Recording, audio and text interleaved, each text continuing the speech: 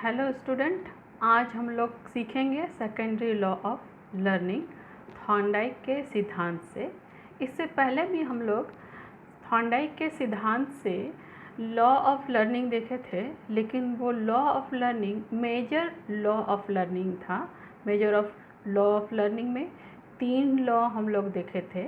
Law of readiness, तत्परता का नियम, लॉ ऑफ एक्सरसाइज, अभ्यास का नियम, लॉ ऑफ इफेक्ट, प्रभाव का नियम। आज हम लोग देखेंगे सेकेंडरी लॉ ऑफ लर्निंग, अधिगम के गौण नियम। 2 शब्द हम लोग यहाँ देख रहे हैं, मेजर लॉ ऑफ लर्निंग सीखने के प्रमुख नियम, और गौण नियम, अधिगम के गौण नियम। ये जो 2 थॉर्नडाइक के नियम हैं, 3 प्रमुख थॉर्नडाइक के नियम हैं जो कि मेजर लॉ ऑफ लर्निंग है, और 5 गौण थॉर्नडाइक के नियम हैं जो कि मेजर लॉ ऑफ लर्निंग से कम प्रभावित नहीं है। हालांकि इसे ये कहा तो जाता है कि गौण नियम है सीखने के, सेकेंडरी लॉ ऑफ लर्निंग, लेकिन ये अपना भी एक खास महत्व रखता है। तो इसमें थॉर्नडाइक के इस नियम में 5 गौण नियम हैं जो कि इस प्रकार से हैं। थॉर्नडाइक के सिद्धांत का सेकेंडरी लॉ ऑफ लर्निंग, इसके सेकेंडरी लॉ ऑफ लर्निंग के 5 प्रमुख नियम हैं। सबसे पहला है लॉ ऑफ मल्टीपल रिस्पॉन्स, बहुविधि अनुक्रिया का नियम। दूसरा है लॉ ऑफ मेंटल सेट, मानसिक स्थिति अथवा अभिवृद्धि अथवा मनोवृत्ति का नियम। तीसरा है लॉ ऑफ एनालॉजी, समानता का नियम। और चौथा है लॉ ऑफ एसोसिएट्स शिफ्टिंग, सहचर्य परिवर्तन का नियम। और 5वां है law of partial activity of prepotency of element, आंशिक क्रिया का नियम। तो आज हम लोग इस सीखने के गौण नियम थॉर्नडाइक के सिद्धांत से के इन 5 नियमों को देखेंगे। इन 5 नियमों को सीरियल वाइज एक एक करके हम लोग देखते जाएंगे और समझते जाएंगे। तो सबसे पहले हम लोग देखेंगे बहुविधि अनुक्रिया का नियम, लॉ ऑफ मल्टीपल रिस्पॉन्स। ये सिद्धांत, गौण सिद्धांत का सबसे पहला नियम जो है बहुविधि अनुक्रिया का नियम। ये अगर देखें तो इसमें सबसे प्रमुख रूप में ये शब्द जो आ रहा है बहुविधि अनुक्रिया, इस शब्द का अर्थ है अनेकों विधि का उपयोग करना। अनेकों विधि का उपयोग करना, इस तथ्य में इसे लिया गया है कि अगर एक मनुष्य के सामने कोई समस्या आता है तो वो उससे निपटने के लिए अनेकों क्रिया करता है, या फिर कह सकते हैं कि उसके समाधान के लिए बहुत सारे कार्य वो करता है, और उस कार्य को करते रहने के बाद एक समय ऐसा आता है कि वो अपने समस्या का समाधान किसी एक क्रिया से पूरा कर लेता है, या उस समस्या का समाधान खोज लेता है। तब क्या होता है कि जब वो अनेकों क्रिया को किया रहता है और उसमें से एक क्रिया द्वारा वो अपने समस्या का समाधान ले लेता है, तब वो उससे सारे गलत क्रियाओं को या गलत अनुक्रियाओं को वो छोड़ देता है और सही क्रिया को वो अपना लेता है। तो ये तब तक होते रहता है जब तक कि उस समस्या के समाधान के लिए वो एक सही क्रिया को नहीं खोज लेता है, सफलता को नहीं प्राप्त कर लेता है। इस नियम से थॉर्नडाइक स्पष्ट करते हैं कि अगर कोई मनुष्य के सामने कोई समस्या आता है तो वो समस्या के समाधान करने के लिए समस्या के समाधान करने के लिए अनेकों प्रयत्न करता है, और जिस प्रयत्न से उसे सफलता मिलती है, ठीक उसी प्रयत्न को वो चुन लेता है अपने समस्याओं को समाधान करने के लिए। तो इस प्रकार से वो जो चुना हुआ समस्या समाधान का क्रिया है, उससे वो सीखता है। तो ये समस्या के समाधान से वो सीखने के क्रिया में सफल हो जाता है, या कह सकते हैं कि इस प्रकार से वो समस्या के समाधान से वो सीखता है। तो एक शिक्षक को यही प्रयास करना चाहिए कि बच्चों को वो सीखने के लिए सही अवसर दे, ताकि वो अपने समाधान, अपने समस्या को सोचने में समय लगाए, सही अनुक्रिया को चुने अब अनेकों अनुक्रिया करने के दौरान, और सफलता को प्राप्त करने से वो अपनी समस्या के द्वारा वो बहुत सारी बातों को सीख जाएं।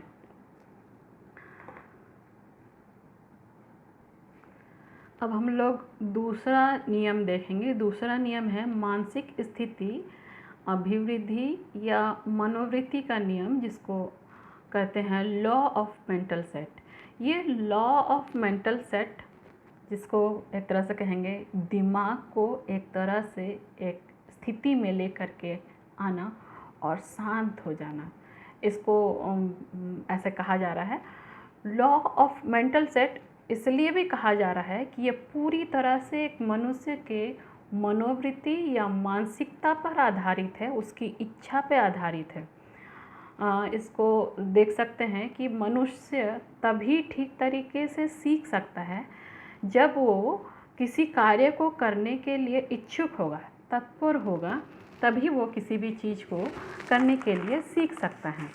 जैसे कि उसका काम तभी उसको पूरी रीति से कह सकते हैं कि किसी भी कार्य को करने के लिए जब तक उसके अंदर में उस तरह का दृष्टिकोण पैदा नहीं होगा, जिसके लिए सीखने के लिए जितना एफर्ट चाहिए, तब तक वो उसको ठीक रीति से नहीं सीख सकता है। इसमें मनुष्य में इच्छा का होना बहुत ज़रूरी है। मनुष्य में इच्छा तब पैदा होता है जब उसे कोई भी चीज़ अच्छा या बुरा लगे, या फिर अच्छा या बुरा लगने को लेकर के ये कह सकते हैं कि मनुष्य में तब वो चीज़ अच्छा लगता है जब किसी चीज़ को पाने से उसे खुशी मिलती है या दुख मिलता है। इस पर डिपेंड होकर के मनुष्य सीखता है। इसको दूसरे रीति से कह सकते हैं कि सफलता और असफलता मनुष्य को सीखने की मानसिक वृत्ति को बढ़ा देता है या घटा देता है। अगर उसी रूप से देखें एक उदाहरण के द्वारा, कि अगर मनुष्य, एक व्यक्ति परीक्षा लिखता है, एग्ज़ाम लिखता है, और एग्ज़ाम में वो अचीव करता है फर्स्ट डिवीज़न, सेकंड डिवीज़न और थर्ड डिवीज़न, इस तरह से वो अचीव करता है, और अगर उसे लगता है कि हाँ मैं इसी लेवल को मेंटेन करके रख सकता हूँ, अगर कोई फर्स्ट डिवीज़न लाता है और वो उस तरह से मेहनत किया है कि वो टॉप करे और फर्स्ट डिवीज़न लाता है, तो उसे उस परिणाम से संतोष लगता है, सफलता से खुशी होती है कि जितना मैंने मेहनत किया था उस बराबर में मेरा रिज़ल्ट आया है, मेरा परिणाम आया है, और उसको देख कर के वो खुश होता है, और इसी लगातार को, इसी संबंध को वो आगे भी बढ़ाते रहता है। ये जो चीज़ लेके आया है वो उस तरह से वो अपने आप को आगे मोटिवेट करने को, ये कार्य का संतोषजनक होना उसे प्रोत्साहित करता है, और वो उसको और भी आगे लेने के लिए इनकरेज करता है, एक व्यक्ति को आगे लेने के लिए इनकरेज करता है, और उससे वो बहुत कुछ सीखता है। यहाँ पे जो सिखाए जाने वाली सामग्री है उसके प्रति अगर व्यक्ति के सीखने की इच्छा सकारात्मक होगी, पॉजिटिवनेस वो उसके प्रति लाएगा, तो उसके अनुकूल वो उससे अच्छे तरीके से सीख सकता है और जल्दी सीख सकता है। अगर देखिए, अगर एक व्यक्ति के सामने में कोई भी चीज़ सीखने के लिए लाया गया है, उसकी इच्छा है अपनी कि मुझे वो चीज़ सीखनी है, तो इस बात को सीखने के लिए हम कह सकते हैं कि उसमें वो विषय सीखने के लिए सकारात्मकता वो प्रस्तुत कर रहा है, दिखा रहा है, और दिखाने के साथ साथ क्या होता है कि वो उसकी इच्छा के अनुसार से जब उसे सिखाया जाता है तो वो बहुत जल्दी जल्दी उस चीज़ को सीखता है और काफ़ी लंबे समय के लिए वो सीखता है। तो ये ज़रूरी है, बहुत ही ज़रूरी है कि सिखाने वाली जो बातें हैं वो मनुष्य के अनुकूल हो, सीखने वाले के लिए अनुकूल हो, उसके मनोवृत्ति के अनुसार हो, या जो सामग्री जो वो सीख रहा है वो ऐसी हो जो उसके अंदर की एबिलिटी को जागृत कर सके, इन्हेंस कर सके, आगे बढ़ा सके, और वो उसको रियली में बहुत ही अच्छे तरीके से एक्सेप्ट करने के लिए उत्सुक हो जाए। यहाँ पे सीखने के लिए उसकी मानसिक स्थिति का उसको एक्सेप्ट करना बहुत ज़रूरी है। अगर कभी भी एक व्यक्ति, एक मनुष्य, एक बालक जब सीखता है और उसकी मानसिक स्थिति उस बात को एक्सेप्ट करने के लिए मना कर देता है, वो नहीं चाहता है कि हम उस विषय को सीखें, तो वो उसको नहीं सीख पाएगा, और उसको सीखने के लिए उसे बहुत अलग अलग तरीके के कठिनाइयों से जूझना पड़ेगा, देखना पड़ेगा, और बहुत ही मेहनत से अगर वो सीख भी गया तो काफ़ी दिनों तक या काफ़ी दिन तक उसको याद नहीं कर सकेगा, वो थोड़े ही दिन में भूल जाएगा, या फिर वो उसका प्रैक्टिस समय समय पर नहीं करेगा, या बहुत ही घातक परिणाम देखने को मिल सकते हैं। अभी के इन्वायरमेंट में हम देखते हैं कि माता पिता आजकल बच्चों को इसलिए फोर्स करते हैं कि माता पिता जो चाहते हैं उस तरह से बच्चा भी सीखे। माता पिता चाहते हैं कि बच्चे हाईएस्ट पोस्ट में जाए, डॉक्टर बने, इंजीनियर बने, अच्छे ग्लैमरस पोस्ट पे जाए, जो कि समाज में एक प्रतिष्ठित स्थान देता है एक बच्चे को। ऐसी वस्तुएं, ऐसे सीखने के लिए माता पिता बच्चों को प्रोत्साहित करते हैं। प्रोत्साहित ना कह करके अगर हम ये कहें कि बच्चों के अंदर दबाव बनाते हैं, तो ये दबाव जो होता है बच्चों के मानसिक स्थिति के अनुकूल नहीं होता है। मानसिक स्थिति के अनुकूल नहीं होने के कारण माँ बाप चाहे जितना भी एफर्ट लगा करके शक्ति लगा दे, पैसा लगा दे, अनेकों चीज़ें ला करके दे दे, अगर बच्चे का मन नहीं होता है उस बात को सीखने के लिए, तो बच्चा बिल्कुल भी नहीं सीखता है। कहीं ना कहीं इस कारण से, इस मनोवृत्ति से, माता पिता की इस मनोवृत्ति से, दबाव डालने वाली मनोवृत्ति से बच्चा मानसिक रूप से परेशान हो जाता है। बहुत बार देखा गया है कि बच्चा डिप्रेशन में चला गया है। क्यों? क्योंकि वो अपनी बातों को लोगों को बता नहीं पा रहा है, मम्मी पापा को बता नहीं पा रहा है कि मैं जो चाह रहा हूँ वो चीज़ आप हमको नहीं देना चाह रहे हैं। तो इससे क्या होता है कि बच्चा डिप्रेशन में चले जाता है और मानसिक बीमारी का शिकार हो जाता है। ये सिद्धांत बड़ा ही, ये जो नियम है ये बड़ा ही महत्वपूर्ण है इस रीति से कि यहाँ पे मानसिकता का सीखने के लिए व्यक्ति के मानसिकता पे बहुत ही ज़्यादा जोर दिया गया है, जिसमें यह बताया गया है कि व्यक्ति का मानसिकता अगर किसी सीखने के लिए एक्सेप्टेंस को एक्सेप्ट करने के लिए तैयार है तो वो बहुत ही अच्छे तरीके से उस विषय को सीख पाएगा, और अगर वो एक्सेप्ट करने के लिए तैयार नहीं है तो वो व्यक्ति उस विषय को बिल्कुल भी नहीं सीख पाएगा, बल्कि किसी न किसी तरह से डिप्रेशन का, मानसिक अवसाद का ग्रसित हो व्यक्ति बन जाएगा, और ये एक व्यक्ति के लिए हानिकारक सिद्ध होगी। तो ये तो हुआ दूसरा नियम, जो कि है मानसिक स्थिति या अभिवृत्ति या मनोवृत्ति का नियम, लॉ ऑफ मेंटल सेट। अब हम लोग तीसरे नियम पे आएंगे, जो कि है समानता का नियम, लॉ ऑफ एनालॉजी। समानता का नियम है क्या? थॉर्नडाइक ने इसे अपने सेकेंडरी लॉ ऑफ लर्निंग में रखा है, समानता का नियम। समानता का नियम अगर हम लोग देखें तो समान नियमों पे आधारित है। अगर हम लोग इसे साइंटिफिकली रूप पे देखें तो एक नियम जैसा दूसरा नियम, या एक देखने जैसे वस्तु का दूसरा वस्तु भी ठीक उसी प्रकार से सामने रखे वाले वस्तु जैसे दिखने वाले बातें या नियम कह सकते हैं। तो यहाँ पे इस नियम के अनुसार से ये कहा जा रहा है कि सीखने वाले की नई परिस्थिति, या फिर अगर एक व्यक्ति जब कुछ नया कुछ सीखने जा रहा है तो वो जो नया विषय जो है वो ठीक अगर उसी विषय के अनुसार से होता है जो पहले भी किया हुआ है, तो इससे वो बहुत ही जल्दी से सीख सकता है। या फिर कह सकते हैं इसको कि नई परिस्थिति का पिछली परिस्थिति में समानता होने से एक व्यक्ति ठीक उसी प्रकार से प्रतिक्रिया करेगा जैसा कि वो पिछली परिस्थिति में किया है, और इस स्थिति के अनुसार से वो बहुत ही जल्दी से सीख जाएगा। इसे इस रूप में भी कहा जा सकता है कि एक परिस्थिति में सीखे गए तत्वों का दूसरी परिस्थिति में स्थानांतरण। कहने का अर्थ है कि एक परिस्थिति में जिस वस्तु को जिस विषय को सीखा गया है उसे ही दूसरे परिस्थिति में उपयोग करना या दूसरे परिस्थिति में स्थानांतरण करना। विद्यार्थी को इस तरह से जब सिखाया जाता है, कोई भी नया नॉलेज दिया जाता है, तो वो उस नॉलेज को पहले वाले क्रिया से या पहले वाले एक्टिविटी से कनेक्टेड कर लेता है और उसको एक तरह से अस्थाई रूप में बना लेता है और वो सीख लेता है। अक्सर हम लोग इसको सीखने में देखते हैं, जब बच्चे को सिखाया जाता है तो बहुत बार ऐसी बातें सिखाई जाती है कि पहले जो सिखाया गया है उससे कुछ कनेक्ट करके आगे सिखाया जाए, तो बच्चा पहले वाली स्थिति से संबंध बना के एक नई स्थिति में चला जाता है और नई बातें सीखता है। अगर इसको और भी विस्तार से मैं अगर आपको बताना चाहूँ तो इस प्रकार से बताऊँगी।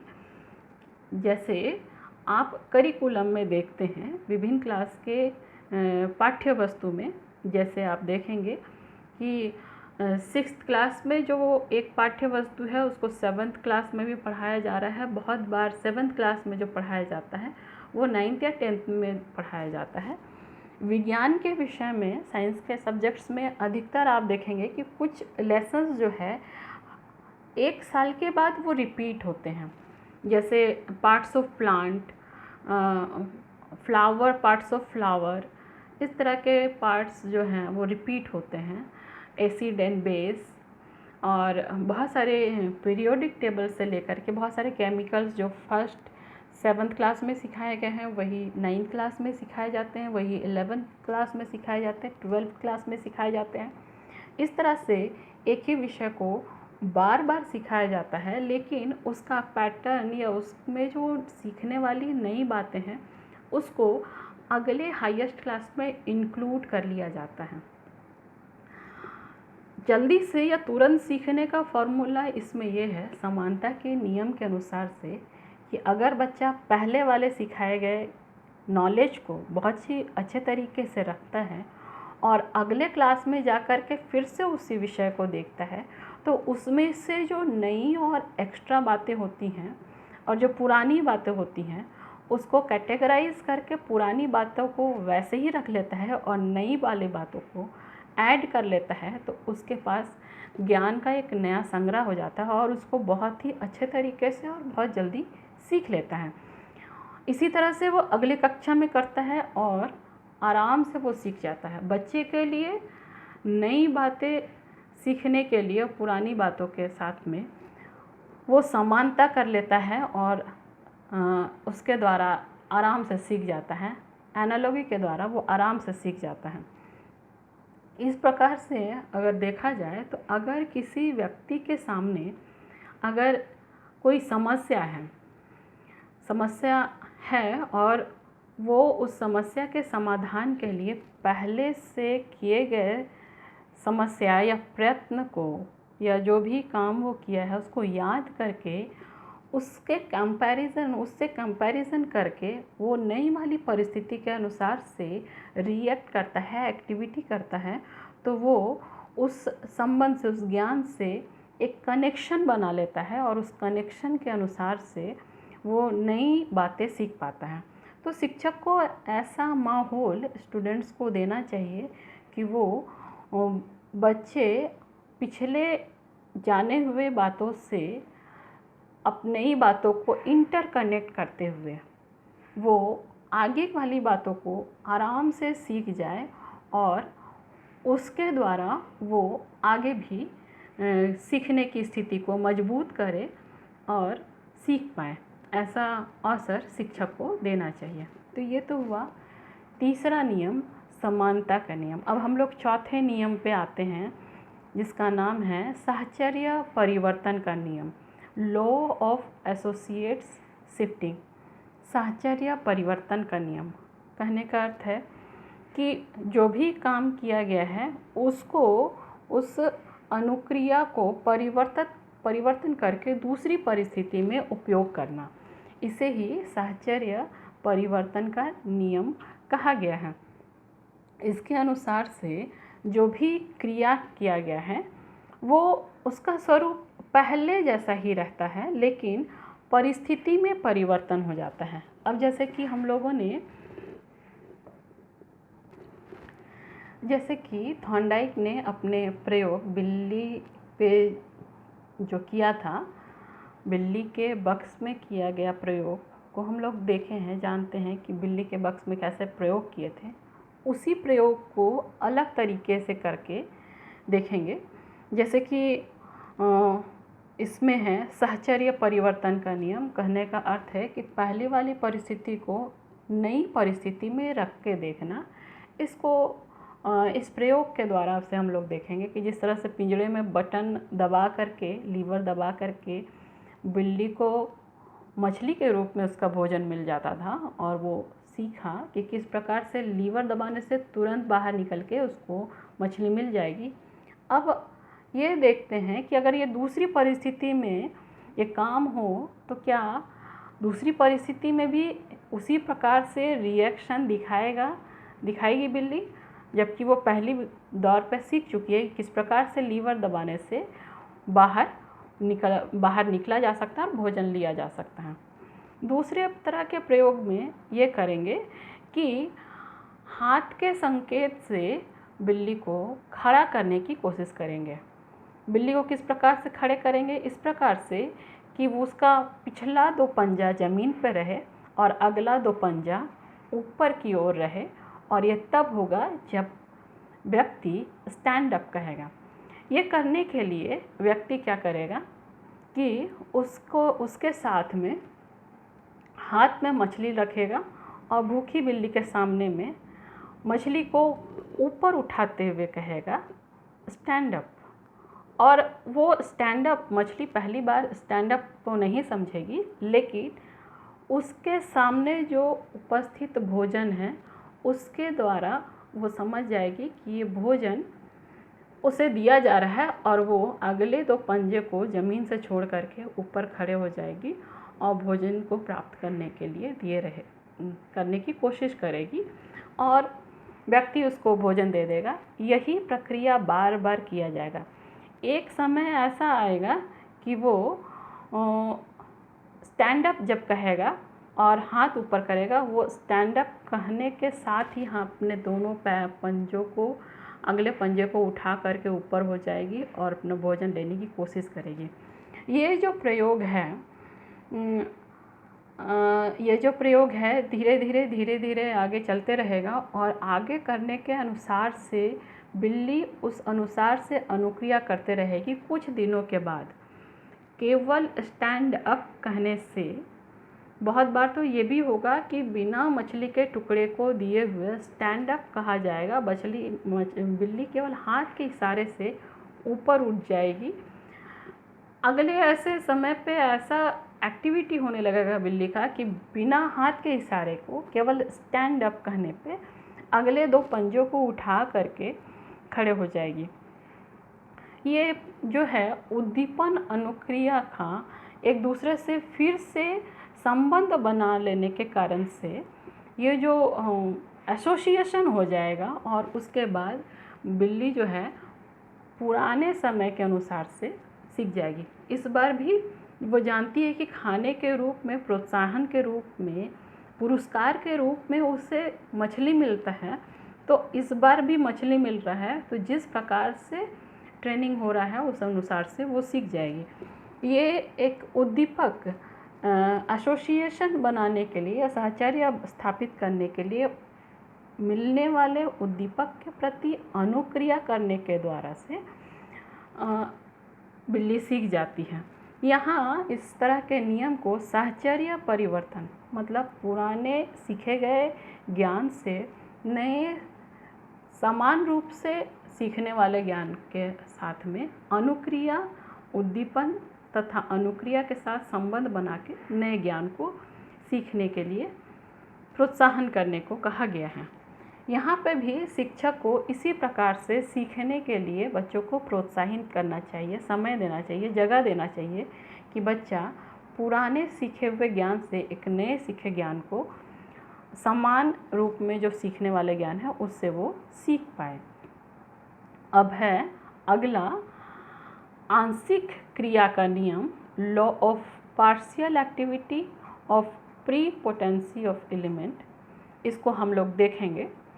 थॉर्नडाइक के अनुसार से जब भी किसी समस्या के ऊपर में काम किया जाता है तो वो समस्या किसी न किसी रूप में व्यक्ति को सीखने के लिए थोड़ा सा मेहनत या थोड़े से समस्याओं का सामना करना होता है। इस समस्या को बचने के लिए ये किया जा सकता है कि उस समस्या को छोटे छोटे भागों में बांट दिया जाए। हम लोग भी ऐसे अपने निजी जीवन में या निजी समस्याओं के लिए देखते हैं कि उन समस्याओं को जब छोटे छोटे भागों में बांट दिया जाता है और छोटे छोटे भागों में बांट के एक एक कामों को छोटे छोटे रूपों में कर लिया जाता है तो वो बड़ी समस्या छोटे रूप में कन्वर्ट होकर के उसको बहुत ही आसानी से देख पाते हैं। तो यहाँ जिस प्रकार से हम लोग देख पा रहे हैं, इसके अनुसार से पता चलता है कि उस काम को आंशिक से पूर्ण की ओर ले जाने में ये शिक्षण विधि आधारित है, शिक्षण सिद्धांत आधारित है। अगर हम देखें ये थॉर्नडाइक के गॉन नियम का ये 5वां नियम जिस पे आज पूरा शिक्षण विधि आधारित है। हम लोग ये इसमें बहुत सारी कॉन्सेप्ट को देखते हैं। अंश से पूर्ण का सिद्धांत, नॉन टू अननॉन थ्योरी भी हम लोग देखते हैं, जिसमें हम लोग देखते हैं कि किसी को भी सीखने के लिए सूक्ष्म से स्थूल की ओर जाते हैं, अंश से पूर्ण की ओर जाते हैं और नॉन से अननॉन की ओर जाते हैं। इसमें कहने का अर्थ यही है कि जब भी किसी भी विषय को की सामग्री को छोटे छोटे भागों में बांट करके स्टूडेंट्स के सामने रखते हैं तो स्टूडेंट उस छोटे छोटे भाग को बहुत ही जल्दी आराम से सीख जाते हैं। अगर आप देखें आपके सिलेबस में, करिकुलम में देखेंगे कि उसमें भी इस तरह से भागों को बांटा हुआ रहता है कि एक बालक उस विषय को छोटे छोटे रूप में अच्छे तरीके से सीख करके समझ जाए और उसको एक्सेप्ट कर ले और बहुत ही गहराई से उस छोटे छोटे रूप को सीख करके एक बड़े भाग को बहुत ही अच्छे तरीके से समझ करके सीख जाए। इस बात को हम लोग इस प्रकार से भी देख सकते हैं कि किसी भी समस्या को, चाहे वो छोटी हो या बड़ी, अनेक भागों में बांट करके उसके एक एक छोटे छोटे बातों को देखते हुए या छोटे छोटे बातों को समाधान करते हुए खोजते हैं तो वो बहुत ही आसानी से उसको देख लेते हैं, समझ लेते हैं। और ये समस्या जो है अगर देखा जाए तो उसको बहुत ही अच्छे तरीके से मुख्य रूप से हम उसको कैटेगराइज कर लेते हैं और उसको हम लोग उसके अनुसार से समस्या का समाधान करते हैं। जैसे कि अगर कोई समस्या है और उस समस्या को अगर हम लोग 5 भाग में बांट लेते हैं तो उस 5 भागों को हम लोग कैटेगराइज करेंगे। नंबर 1, अगर हम लोग 5 भाग में बांटे हैं तो उसको कैटेगराइज करेंगे number 1, number 2, number 3, number 4, number 5। मान लिया जाए ये इजी है, सुपर इजी पार्ट, और थर्ड वाला पार्ट, फोर्थ वाला पार्ट भी सुपर इजी है और second, third and fifth part थोड़ा सा हैवी है। मे बी अगर हम लोग देखेंगे थर्ड पार्ट सुपर हैवी है तो इसके अनुसार से हम लोग उसमें अपने काम को, एफर्ट को डालेंगे और उस सीखने वाली बात को बहुत ही अच्छे तरीके से सीख जाएंगे और जल्दी से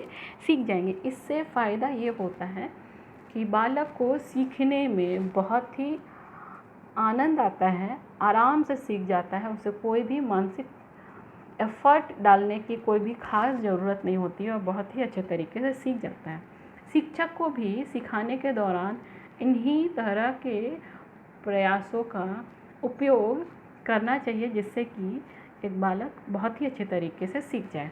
तो ये तो हुआ थॉर्नडाइक के सीखने के सिद्धांत में से सीखने के 5 गौण नियम, जो कि अगर देखा जाए तो एक गौण ना होकर के अपनी जगह पे बहुत ही महत्व रखता है एक बालक को सिखाने के लिए। तो इस बात को ध्यान में रख कर के अगर हम लोग अपने शिक्षण को, या जब भी हम एक टीचर बनते हुए हम लोग जब बच्चों को पढ़ाएंगे या सिखाएंगे तो वो उसके लिए बहुत ही प्रभावकारी रहेगा, एक स्टूडेंट्स के लिए बहुत ही प्रभावकारी रहेगा और बहुत ही अच्छे तरीके से वो सीख जाएगा। और इस तरह से आप बहुत ही अच्छे एक शिक्षक अपने लाइफ के बन जाएंगे। तो आज का वीडियो बस इतना ही, आगे फिर मिलेंगे। Thank you.